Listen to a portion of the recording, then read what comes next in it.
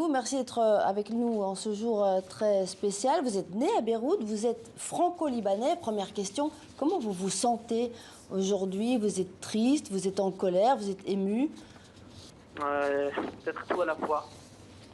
Je pense que comme énormément de monde, et pas que des Libanais, et c'est ça qui est assez rassurant d'une certaine façon, et à toute proportion gardée évidemment, c'est que je sens bien que tout le monde est ému, tout le monde est en colère, tout le monde est estomaqué de voir que non seulement au bout d'un an, on n'a toujours pas de véritable enquête, de véritable réponse à la question que le monde entier se pose sur cette explosion absurde. Mais en plus de cela, ça fait des années que les gens sont émus par la situation du Liban qui dégringole d'année en année, qui sont en colère de voir ce pays qui était un pays qui donnait l'exemple, que ce soit régionalement, mais aussi sur d'autres aspects, même à niveau mondial, aujourd'hui se trouve dans un état comme celui-ci. Alors, il y a un an, 2 mois après les explosions, vous êtes mobilisés. Vous avez organisé le 1er octobre un grand concert caritatif à l'Olympia. On écoute un extrait et on en parle tout de suite après. Visible, allumé, si on veut, il fallait ouvrir les yeux sur ce point lumineux. Oh, j'étais à des années-lumière de penser qu'un jour je pourrais y croire. Alors, grâce à ce concert caritatif, vous avez récolté des dons que vous avez versés à la Croix-Rouge. À l'époque, évidemment, c'était l'extrême urgence. Aujourd'hui, on n'est plus dans l'extrême urgence, on est dans la reconstruction. Et on se rend compte qu'en fait, c'est beaucoup la société civile et les artistes qui se sont mobilisés pour aider le peuple libanais. Alors, je voudrais juste vous corriger une toute petite chose, c'est qu'on est toujours dans l'extrême urgence au Liban. Et ça fait des années qu'on est dans l'extrême urgence, mais personne ne se réveillait et personne ne faisait rien. L'explosion a forcé le monde entier à regarder en direction du Liban et a fait peut-être penser ou croire aux gens que l'extrême urgence était uniquement liée à l'explosion.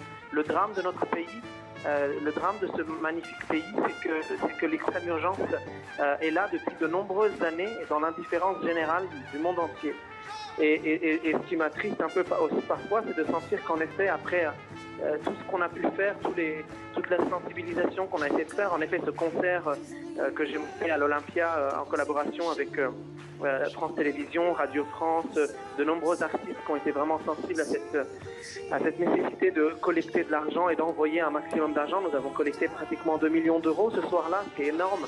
La France a été très généreuse.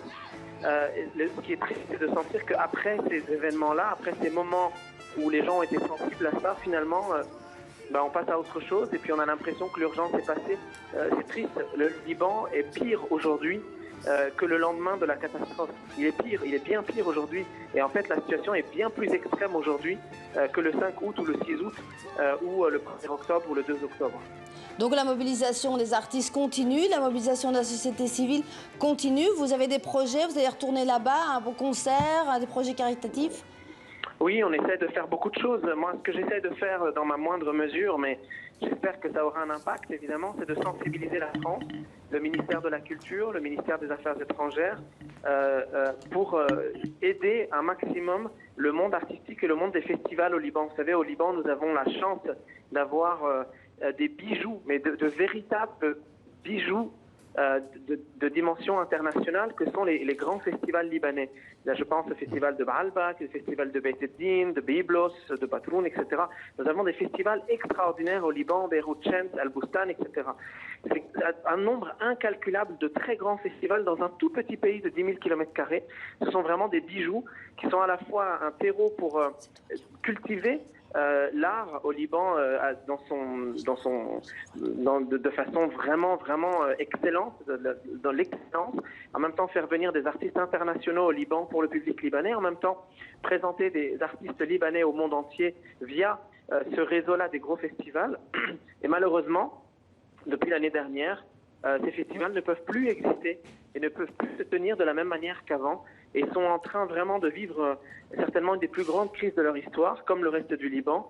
Et j'essaye, à ma moindre mesure, de sensibiliser le ministère de la Culture et le ministère des Affaires étrangères pour qu'on aide, pour qu'on puisse faire vraiment quelque chose pour aider ces festivals à exister. Et en ce moment, on collabore avec notamment le CNM, le Centre national de la musique, et d'autres institutions pour vraiment essayer de développer des choses au Liban. Merci Ibrahim Malouf, on était très heureux de vous avoir sur le plateau de TV5 Monde pour réagir lors de cette édition spéciale. Merci beaucoup à vous.